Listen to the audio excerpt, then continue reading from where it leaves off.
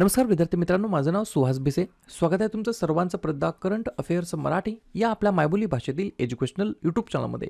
विद्यार्थी मित्रांनो, आज आहे 6 जून 2026. आजच्या दिवसाचे जेवढेही चालू घडामोडीचे महत्त्वाचे टॉप प्रश्न बनत असतील ते सर्व प्रश्न आपण या व्हिडिओच्या माध्यमातून पाहणार आहोत. तरी सर्वप्रथम आपण जर नवीन असाल, पहिल्यांदा या चॅनलवरील व्हिडिओ पाहत असाल तर चॅनलला या ठिकाणी अवश्य सबस्क्राईब सुद्धा करून घेऊ शकता. ठीक आहे, चला तर मग आपण आजच्या व्हिडिओला सुरुवात करूया. त्या अगोदर कालच्या व्हिडिओमध्ये जो काही शेवटचा प्रश्न विचारला होता त्या प्रश्नाचं उत्तर जाणून घेऊया. काय होता प्रश्न? 2026च्या 17 वर्षाखालील आशियाई कुस्ती चॅम्पियनशिपमध्ये महिलांच्या कुस्ती प्रकारामध्ये भारताचा एकूण क्रमांक कितवा होता? तर बऱ्याच विद्यार्थी मित्रांनी अगदी योग्य उत्तर टाईप करून सांगितलं आहे. पर्याय क्रमांक ए आपल्या प्यारा भारताचा या ठिकाणी पहिला क्रमांक होता. कशामध्ये? अंडर 17 आशियाई कुस्ती चॅम्पियनशिप जी झाली होती महिलांच्या कुस्ती प्रकारामध्ये भारताचा एकूण क्रमांक या ठिकाणी अव्वल होता, म्हणजेच पहिला होता. क्लिअर? आता पाहूया विद्यार्थी मित्रांनो प्रश्न क्रमांक पहिला. टोटल संपूर्ण व्हिडिओमध्ये 12 प्रश्न असतील. सुरुवातीपासून शेवटपर्यंत व्हिडिओ प्रामाणिकपणे पाहण्याचा प्रयत्न करा. एक एक प्रश्न महत्त्वाचा आहे, तुम्ही कोणत्याही परीक्षेची तयारी करा. प्रश्न क्रमांक पहिला काय आहे? केंद्रीय माध्यमिक शिक्षण मंडळाच्या म्हणजेच सीबीएसईच्या नवीन अध्यक्षपदी कोणाची नियुक्ती झालेली आहे? प्रश्न क्रमांक पहिल्याचं योग्य उत्तर आहे पर्याय क्रमांक डी, लोखंडे प्रशांत सीताराम असं त्यांचं नाव आहे. काय नाव आहे? लोखंडे प्रशांत सीताराम असं त्यांचं नाव आहे. CBSE full form central board of secondary education, मराठीमध्ये म्हणता येईल केंद्रीय माध्यमिक शिक्षण मंडळ. स्थापना झाली 1929ला. मुख्यालय आहे नवी दिल्ली या ठिकाणी. क्लिअर? या ठिकाणी पहिलाच प्रश्न आहे महत्त्वाच्या नियुक्तीबद्दल. तर लेटेस्ट ज्या काय महत्त्वाच्या नियुक्त्या झाल्या त्याच्यावरती आपण एकदा रिव्हिजन टाकूया. तुम्ही अभ्यास किती करता बिलकुल महत्त्वाचं नाहीये. केलेल्या अभ्यासावरती परत किती वेळा रिव्हिजन मारता हे महत्त्वाचं ठरणार आहे. लिहून घ्या. पश्चिम बंगालचे मुख्य सचिवपदी मनोज अग्रवाल, महाराष्ट्र राज्याच्या मुख्य सचिवपदी राजेश अग्रवाल, पश्चिम बंगालच्या विधानसभेच्या अध्यक्षपदी रथिंद्र बोस, आशियाई वेटलिफ्टिंग फेडरेशनचे अध्यक्षपदी डॉक्टर सहदेव यादव, UIDAIच्या मुख्य कार्यकारी अधिकारीपदी सौरभ विजय, कॉमनवेल्थ बुद्धिबळ संघटनेच्या अध्यक्षपदी भरत सिंग चौहान. 2026च्या राष्ट्रकुल क्रीडा स्पर्धेसाठी भारताचा दलप्रमुख रोहित राजपाल म्हणून या ठिकाणी निवड झाली आहे. नौदलाचे 48वे उपनौदल प्रमुखपदी व्हाईस ॲडमिरल अजय कोचर, DRDOच्या अध्यक्षपदाचा अतिरिक्त कार्यभार राजेश कुमार सिंग यांना, मुंबई उच्च न्यायालयाचे मुख्य न्यायाधीश रवींद्र घुगे आणि सीबीएसईचे नवीन अध्यक्ष बनलेत लोखंडे प्रशांत सीताराम असं त्यांचं नाव आहे. पुढचा प्रश्न, प्रश्न क्रमांक दुसरा. 81व्या क्रमांकाच्या UN महासभेचे अध्यक्ष म्हणून कोणाची निवड करण्यात आलेली आहे? 2 नंबरच्या प्रश्नाचं योग्य उत्तर आहे पर्याय क्रमांक सी, खलीलूर रहमान असं त्यांचं नाव आहे. काय नाव आहे?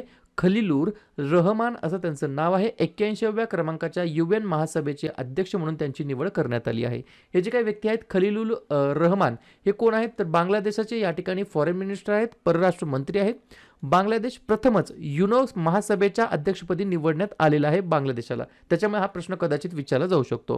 हे जे काय अध्यक्षपद असतं हे 1 वर्षासाठी निवडलं जातं आणि ते महासभेच्या कामकाजाचं नेतृत्व करतं. तर यावर्षी 81 क्रमांकाची जी काही UNची महासभा आहे त्याचे अध्यक्ष म्हणून या ठिकाणी बांगलादेशला निवडण्यात आलं आहे आणि बांगलादेशचे परराष्ट्र मंत्री आहेत खलीलुल रहमान, त्यांना या ठिकाणी अध्यक्ष केलेलं आहे. बांगलादेश राष्ट्रपती मोहम्मद शहाबुद्दीन, पंतप्रधान तारिक रहमान, राजधानी ढाका, चलन बांगलादेशी टका. पुढचा प्रश्न, प्रश्न क्रमांक तिसरा.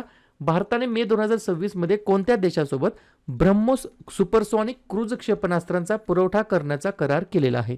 3 नंबरच्या प्रश्नाचं योग्य उत्तर आहे पर्याय क्रमांक बी, व्हिएतनाम हे या प्रश्नाचं योग्य उत्तर असणार आहे. तर व्हिएतनाम या देशासोबत ब्रह्मोस सुपरसॉनिक क्रूज क्षेपणास्त्रांचा पुरवठा करण्याचा करार केलेला आहे आपल्या प्यारा भारताने. कराराचं मूल्य किती आहे?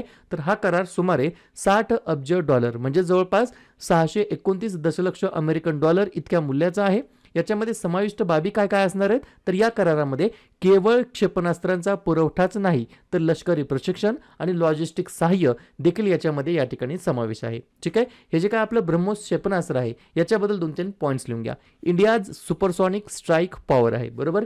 ब्रह्मोस हे भारताच्या DRDO व रशियाने यांनी संयुक्तपणे विकसित केलेले एक सुपरसॉनिक क्रूज क्षेपणास्त्र आहे. मॅक 3चा वेग गाठण्यासाठी हे सक्षम आहे. त्यामुळे हे जगातील सर्वात वेगवान क्षेपणास्त्रांपैकी एक आहे आणि 300 किलो वजनाचे स्फोटक वाहून नेण्यास ते सक्षम आहे. यात प्रगत फायर अँड फॉरगॅट क्षमता आहे आणि ते जमिनीवरून, समुद्रावरून आणि हवेतून तीनही ठिकाणांतून या ठिकाणी प्रक्षेपित केलं जाऊ शकतं. तर अशा प्रकारचे काय आहे, ब्रह्मोस मिसाईल आहे, जे की इंडिया सुपरसॉनिक स्ट्राईक पॉवर आहे. या ठिकाणी मला तुम्हाला इग्नाइट अकॅडमी बद्दल थोडंसं सांगायचं आहे. जे काही महिला व बालविकास विभागाकडून या ठिकाणी 8669 पदांचा जो काही या ठिकाणी मंजूर झालेला आहे सुधारित आकृतीबंध, त्यामुळे अंगणवाडी पर्यवेक्षिका आणि मुख्य सेविका पदासाठी मोठी जाहिरात या ठिकाणी होणार आहे. सीसीएसने 2025 मध्ये जे काही विचारलेले सर्व प्रश्न आहेत क्विज फॉर्मॅटमध्ये या ठिकाणी मोफत सोडवण्यासाठी तुम्हाला या ठिकाणी खाली लिंक दिलेल्या आहेत. या ठिकाणी ह्या लिंक जो काय आहेत त्या कोणाच्या आहेत तर इग्नाइट अकॅडमीच्या आहेत.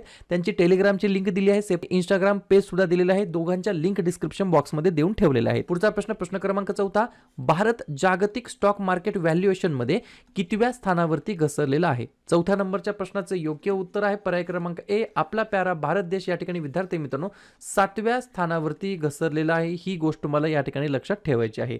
लक्षात घ्या, हे जे काही रँकिंग आहे बरोबर कशाची तर वर्ल्ड लार्जेस्ट मार्केटची बरोबर. तर याच्यामध्ये 1 नंबरला अमेरिका आहे, 2 नंबरला चायना आहे, 3 नंबरला जपान आहे बरोबर.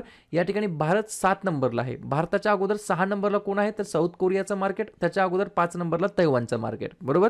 2 पॉईंट लिहून घ्या महत्त्वाचे आहेत. एकूण $4.84 ट्रिलियन डॉलर्सचे बाजार भांडवल असलेला भारत अलीकडेच जागतिक स्तरावर 7व्या स्थानावर घसरला असून 5वे आणि 6वे स्थान हे तैवान आणि दक्षिण कोरियाने पटकावलेले आहे.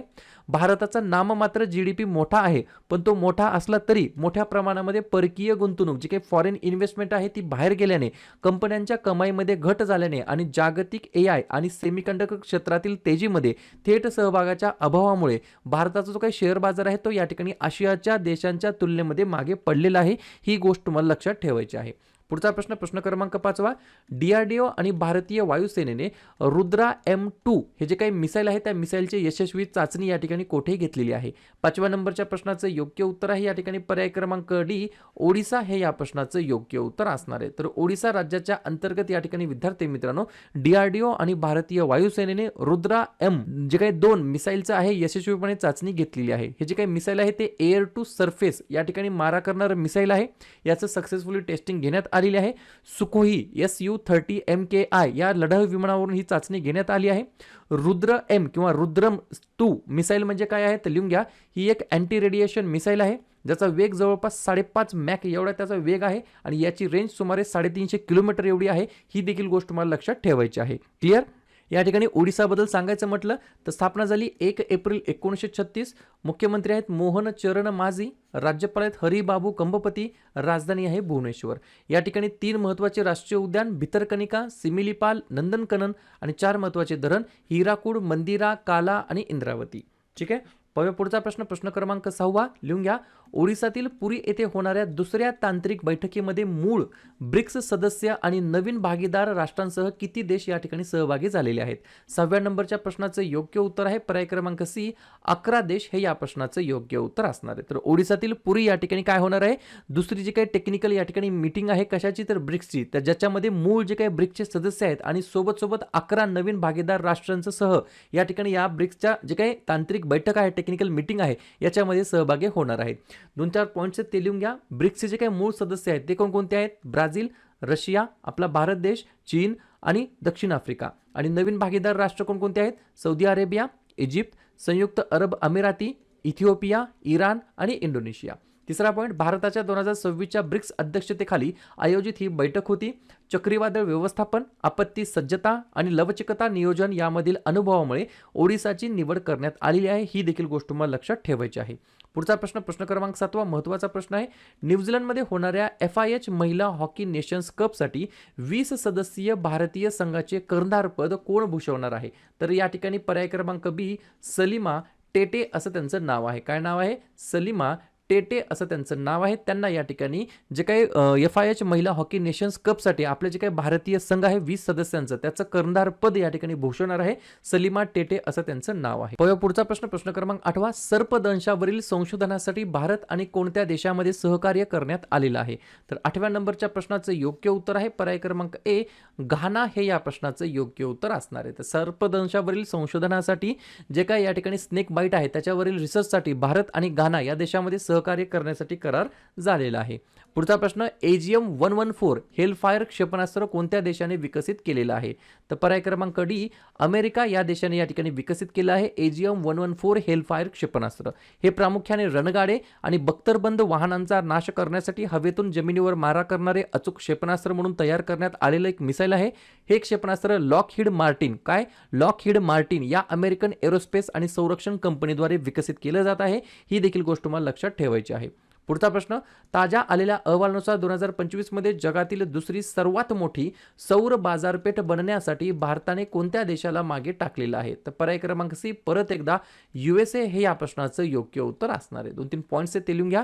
2025 मध्ये वार्षिक सौर ऊर्जा क्षमता वाढीमध्ये अमेरिकेला मागे टाकून भारत जगातील दुसरी सर्वात मोठी सौर बाजारपेठ देश या ठिकाणी बनलेला आहे. भारताची सौर क्षमता 2014 मधील 2.8 गिगावॉटवरून 2026 मध्ये 155 गिगावॉटहून अधिक या ठिकाणी झालेली आहे. ही देखील गोष्ट तुम्हाला लक्षात ठेवायची आहे. क्लिअर?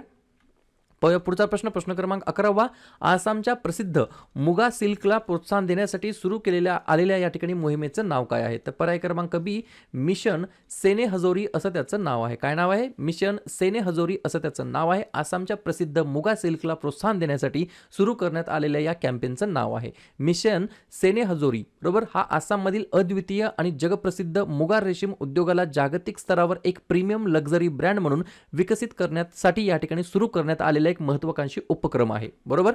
आसाम, स्थापना 26 जानेवारी 1950, मुख्यमंत्री हिमंता बिस्वा शर्मा, राज्यपाल लक्ष्मण प्रसाद आचार्य, राजधानी दिसपूर. या ठिकाणी 5 महत्त्वाचे राष्ट्रीय उद्यान, काझीरंगा, मानस, दिब्रू सैखोवा, रायमोना, देहिंग पटाई आणि 2 महत्त्वाचे धरण, पगलडिया आणि सुबानसिरी. पुढचा प्रश्न, शेवटचा प्रश्न, नुकताच मंजूर झालेला फोटूला बोगदा प्रकल्प लद्दाखमधील कोणत्या राष्ट्रीय महामार्गावरती बांधण्यात येत आहे? तर पर्याय क्रमांक ए, NH-01. बरोबर. तर NH-01 या महामार्गावरती बांधण्यात येत आहे. कोणता? तर फोटूला बोगदा प्रकल्प. बरोबर.